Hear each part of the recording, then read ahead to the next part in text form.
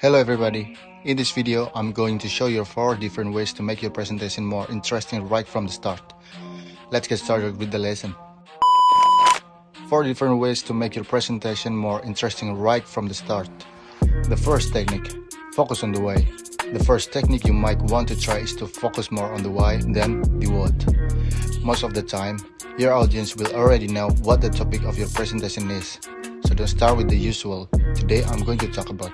Instead, focus more on the why. Tell your audience why this topic is relevant and important by sharing a personal anecdote. A personal anecdote is a short story about something interesting you experienced. It could be about a conversation you had at work, something that happened on holiday, a problem you discovered, or an idea you came up with.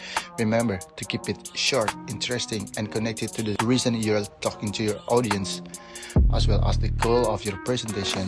When you come to the main point of your anecdote, you can say something like, "So why am I telling you this story? Well, the goal or objective of my present is to." Then use words like persuade, convince, inform, encourage, help, show, and so on. A personal anecdote could start like this. 3 months ago, I had a meeting with my boss. About a year ago, I discovered a major problem in marketing strategy. Last summer, I was on my way to work one day when, on my last holiday, I was lying on the beach reading a book by author's name when I started to think about. I remember when I started my first job, I was very nervous and didn't know anybody. Second technique, use rhetorical question. Another technique that can capture the interest of your audience right from the start is to use rhetorical questions. A rhetorical question is a question we ask without expecting an answer. Something the answer is totally obvious, and other time we just want to get the audience thinking about the question. The whole idea of using this technique is to make a point, and as with the personal anecdote, it must be connected to the objective of your presentation. If you choose the right question or questions, it can really capture the interest of your audience, and that's what you want, isn't it?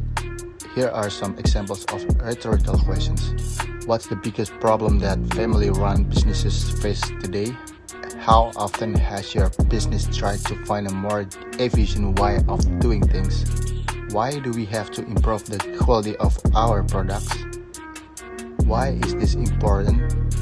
Why did we have such a dramatic increase in sales in the last quarter? And a quick tip, when you've asked a rhetorical question, pause for a couple of seconds before continuing. That way, your question has a greater impact. The third technique, give an amazing, surprising, or shocking fact or statistic. The next technique I want to talk about is to give an amazing, surprising, or shocking fact or statistic. If you want to try this technique, think carefully about the fact or statistic you want to share. It can be something your audience already knows.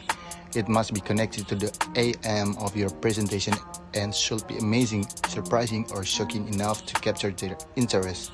Here are some examples. In the last 12 months, employee turnover has increased by 22%.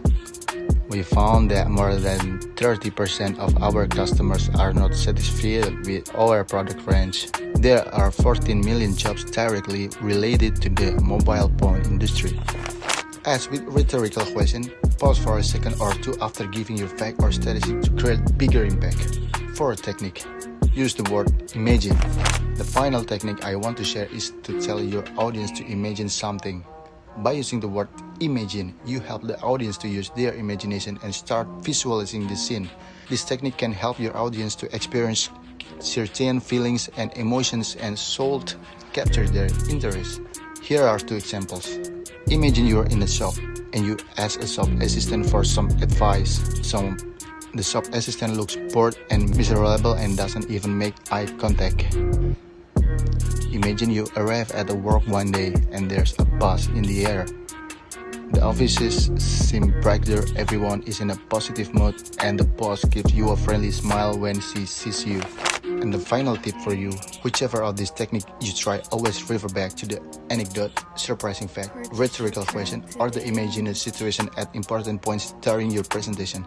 This should keep your audience interested, and you'll have a common thread running through the whole presentation. That brings us to the end of this lesson. I hope you found it useful and get the chance to try out some of these techniques in your next presentation. Thank you. Bye bye.